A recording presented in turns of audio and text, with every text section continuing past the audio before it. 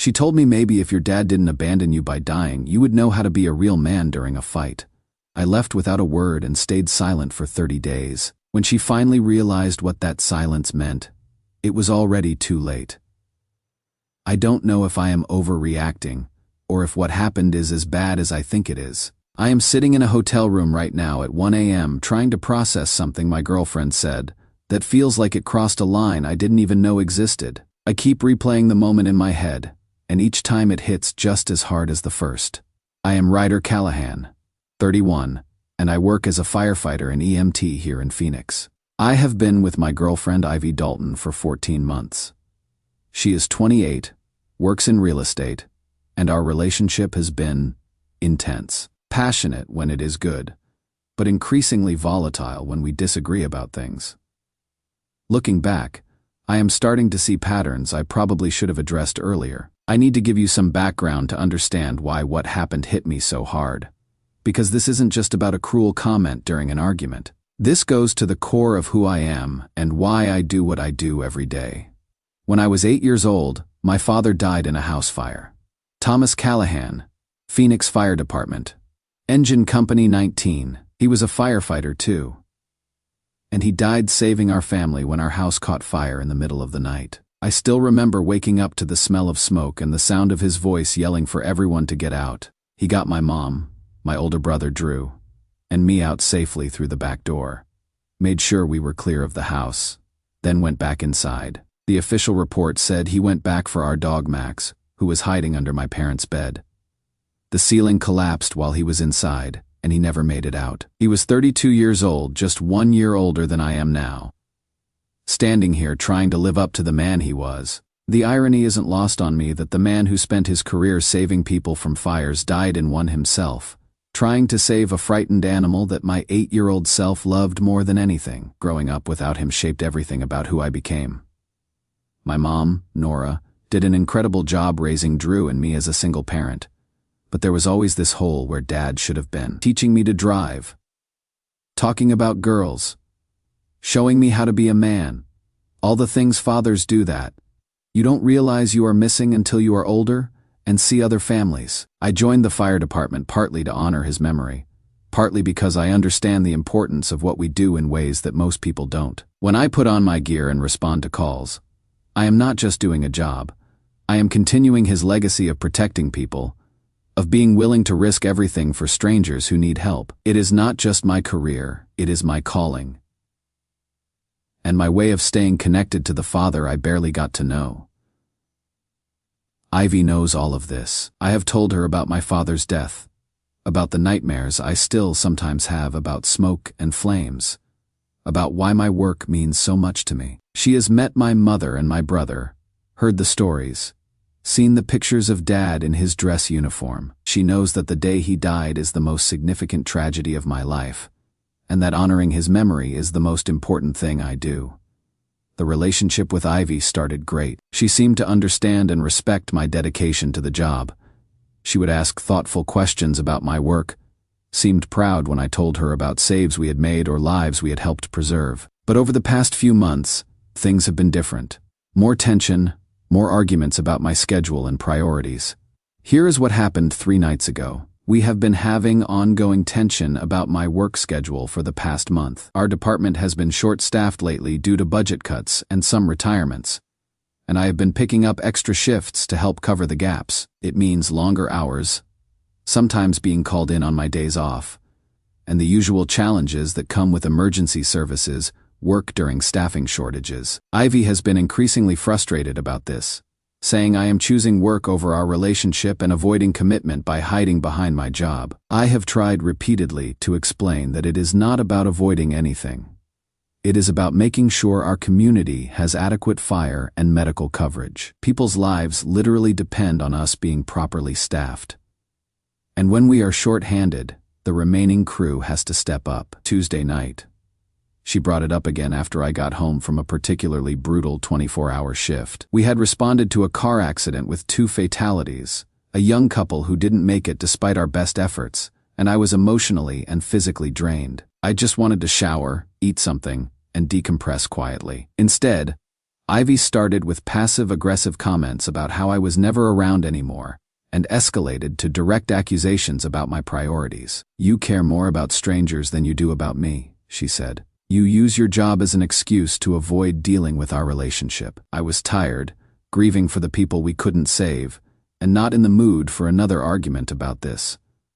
But I tried to stay calm and explain once again why my work matters. "Ivy," I said, "I need you to understand that what we do isn't optional. When people call 911, they need us to be there. I cannot just decide not to help because it is inconvenient for our dinner plans. Today, 2 people died in a car accident. Their families will never see them again. That is why this job matters. You always say that." She shot back, her voice getting louder and more aggressive. "You hide behind this hero complex like you are the only one who can save people. You think you are so special because you run into burning buildings. It is just a job, Ryder. Other people manage to balance work and relationships. That stung more than I expected it to. The accusation that I have a hero complex felt like a deliberate attempt to diminish something I consider sacred.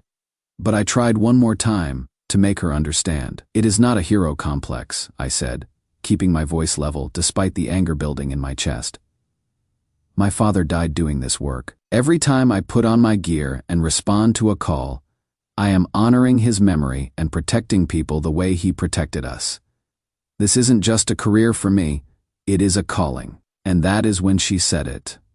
The words that ended everything between us.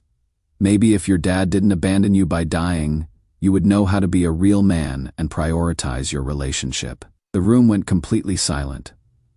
I just stared at her, feeling something cold and final settle in my chest. She knew exactly what she had just said. She knew exactly how that would hit me. She knew that my father didn't abandon us. He died saving us. He gave his life so his family could live. And this woman I had been sharing my life with just used his death, his sacrifice, as a weapon against me in an argument about work schedules. I didn't yell. I didn't argue. I didn't say a single word.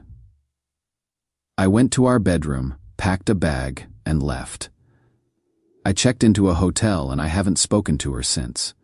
She knew exactly what she was doing. My father's death isn't ammunition to be used against me in fights.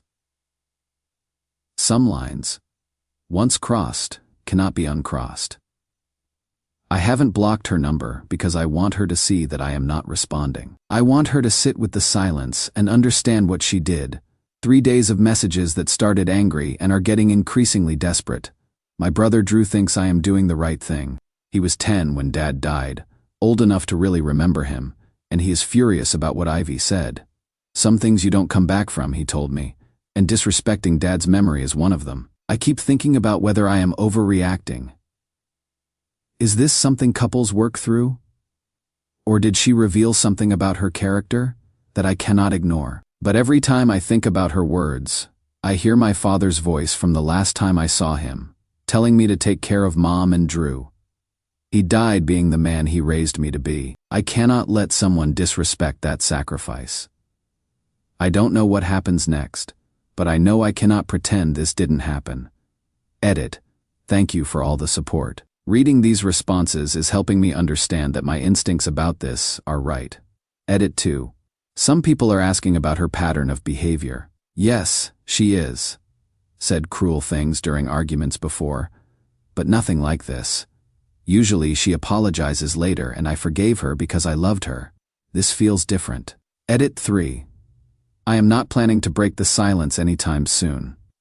When someone weaponizes your deepest trauma, silence becomes the most powerful response. Update 1. It has been a week since I walked out after Ivy used my father's death against me, and I wanted to update you on how this has been playing out.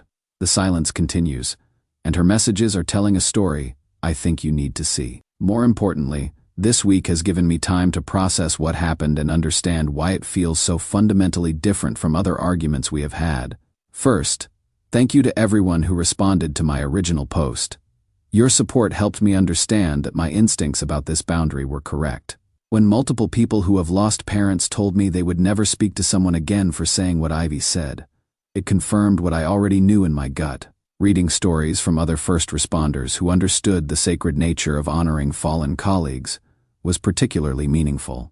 Let me walk you through how this week has unfolded, because the progression of her messages reveals a lot about her mindset and whether she truly understands what she did wrong. Initially, her response was pure anger and frustration.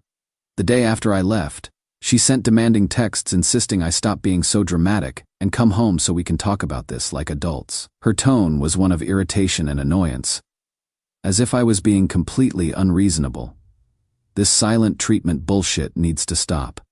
You are acting like a child, she wrote. She was treating my response like I was throwing some kind of tantrum rather than reacting to something genuinely devastating. The following day brought more of the same energy, but with escalating frustration. This silent treatment is childish. You are proving my point about not being mature enough for a real relationship, she texted. What struck me was how she continued making it about my supposed immaturity rather than examining what she had said that prompted my response in the first place. By the third day, something shifted dramatically in her approach, baby. I am sorry. I was angry and I said something I didn't mean.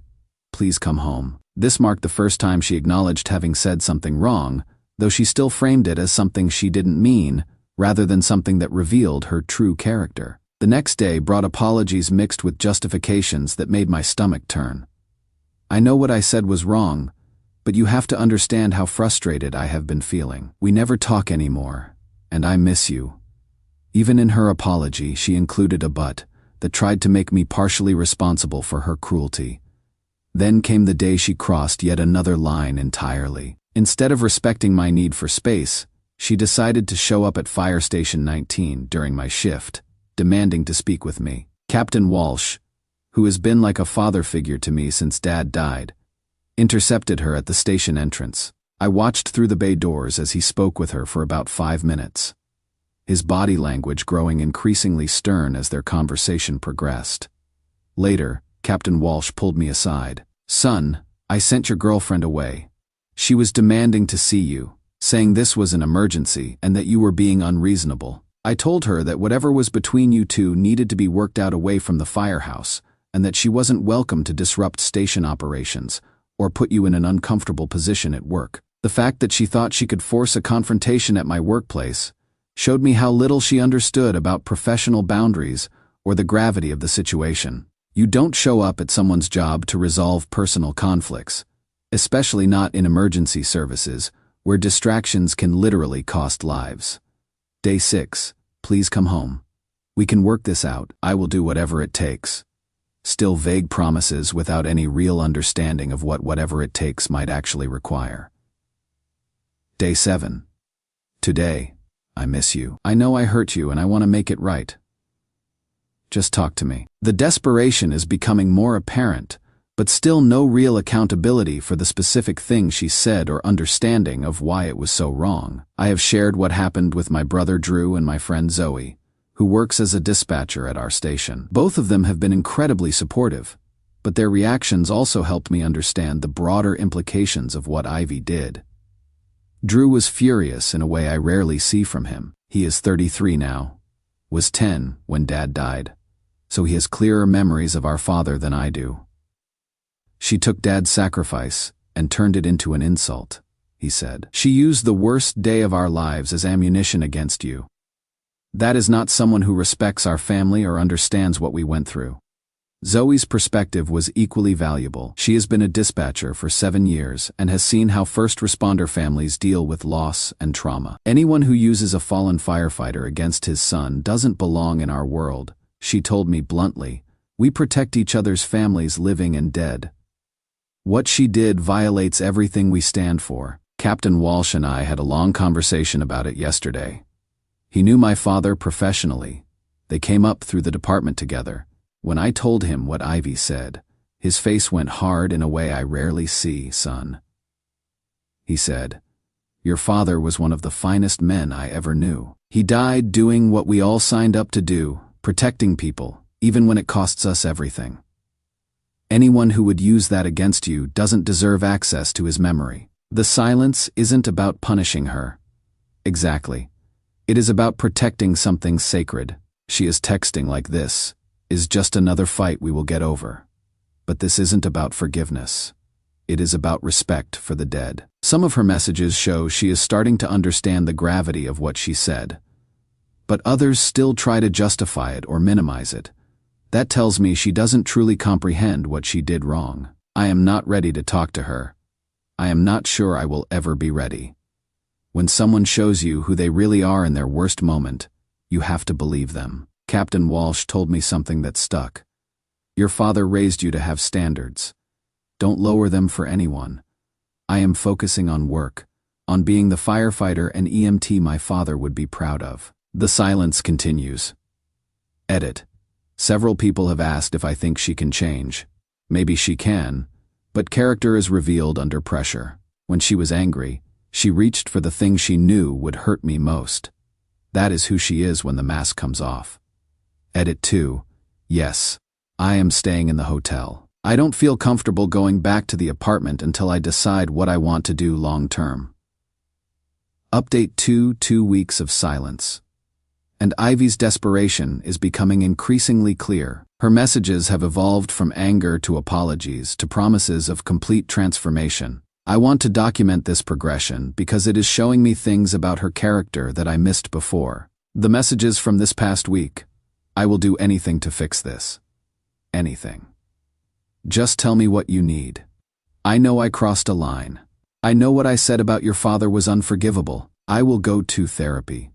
I will change. Just please don't give up on us. I have been reading about grief and trauma.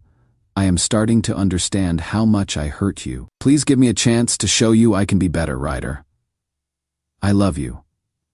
I know you love me too. We can work through this if you just talk to me. But here is what really solidified my decision. Yesterday, she contacted my family. She showed up at my mother's house, uninvited. My mom called me afterward to tell me what happened, and I could hear the controlled anger in her voice, something that takes a lot to provoke in my mother, who forgives everyone. She sat in my living room for 20 minutes, Mom said, explaining how sorry she was and how much she loved you. She kept saying she had said something she didn't mean and wanted my help convincing you to forgive her. What did you tell her? I listened politely while she talked. Then I told her exactly what I thought. My mother's voice was steady, but I could hear the steel underneath. I said, my husband died saving his children from a house fire. My son became a firefighter to honor that sacrifice and protect other families the way his father protected ours. You took his greatest pain and used it as a weapon against him. I think you should leave. When my own mother, who has forgiven people for terrible things, who taught me about grace and second chances, tells someone to leave her house, that says everything I need to know. Drew was there when it happened. He texted me afterward. She actually tried to get Mom to guilt you into taking her back, used Dad's memory to hurt you, then tried to use it to manipulate you. That is next level wrong. The fact that Ivy thought my family would help her get around my silence shows how little she understands about what she did. She hurt me, then tried to use my mother's kindness to circumvent the consequences of her actions. Captain Walsh checked in with me today during shift change. How are you holding up, son? Better every day, I told him. The silence is giving me clarity. Good.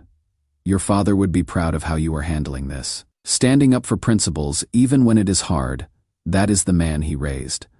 The messages keep coming, but they are revealing more about her character than building any case for reconciliation. Someone who truly understood what they had done wrong wouldn't try to go around me to my family. They would respect the boundary and the silence. When my own mother, who forgives everyone, tells someone to leave, that says everything. I am not angry anymore. I am just clear about what I need to do. Edit. People keep asking if there is anything she could say that would make a difference. The answer is no. Some things cannot be unsaid, and character reveals itself under pressure. Edit 2. My family has been incredible through this. Dad raised us to have each other's backs, and they are living that now. Edit 3. The silence isn't about being cruel. It is about protecting something sacred and maintaining standards that my father died upholding. Final update. 30 days of silence ended today with one final message, and then complete closure. I wanted to update you one last time on how this situation concluded. because I think the process of moving through this has taught me important things about boundaries, self-respect, and what it means to honor the people we have lost. After a full month of not responding to any of Ivy's increasingly desperate attempts at contact, I sent her a single text this morning.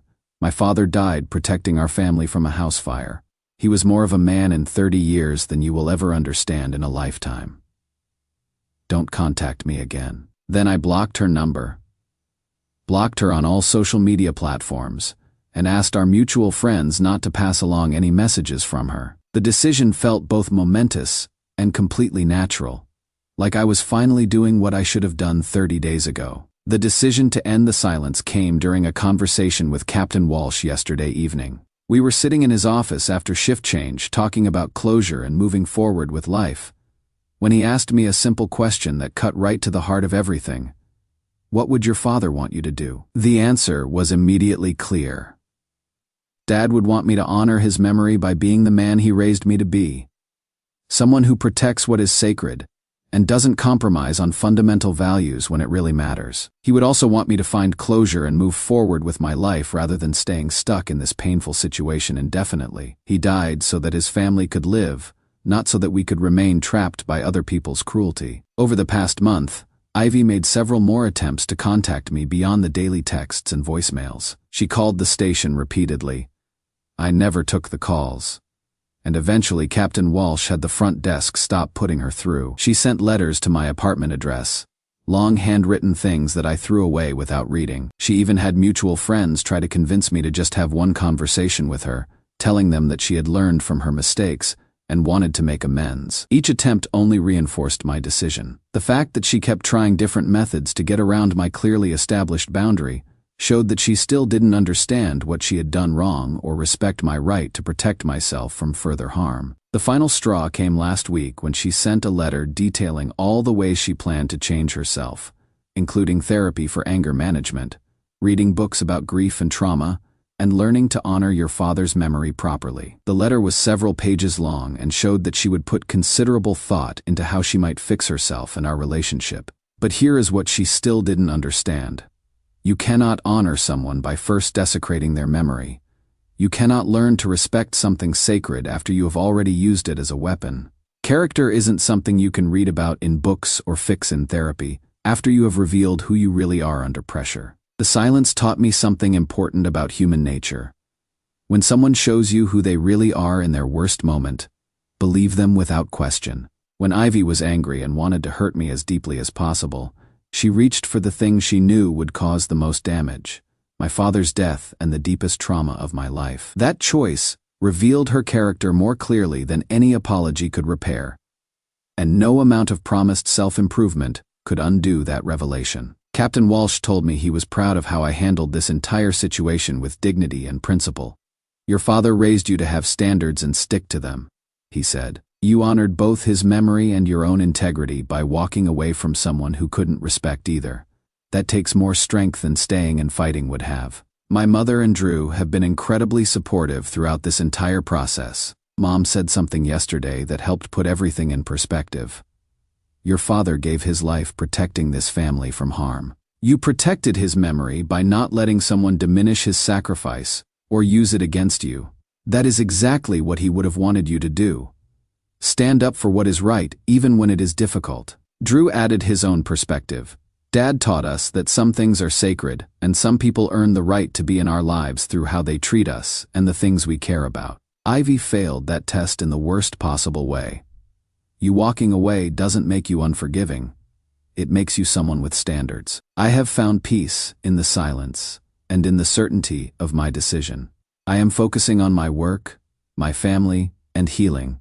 There are no regrets about ending this relationship. The 30 days taught me that some boundaries are sacred, and some lines cannot be uncrossed. When someone weaponizes your deepest trauma, the most powerful response isn't anger or argument. It is the dignity of walking away and never looking back. Ivy tried to contact me through a mutual friend this afternoon, after she realized she was blocked everywhere. The message was another apology and request to talk. I told our friend to let her know I had said everything I needed to say in my final text. She thought she could use my father's death to hurt me. Instead, She reminded me exactly what kind of man he raised me to be, one who walks away from people who disrespect the dead. My father's memory deserved better than someone who would use it as ammunition. I am moving forward knowing I honored both his sacrifice and the values he taught me. Edit. This is my final update on this situation. I am focusing on the future now, not documenting the past. Edit 2. For those asking about my healing process, work helps, family helps, and time helps. The fire department has resources for processing trauma, and I am using them. Edit 3. Someone asked if I would ever consider reconciliation if she truly changed. Some actions reveal character in ways that cannot be undone. True strength isn't staying and fighting. Sometimes it is knowing when someone has shown they don't deserve access to your pain.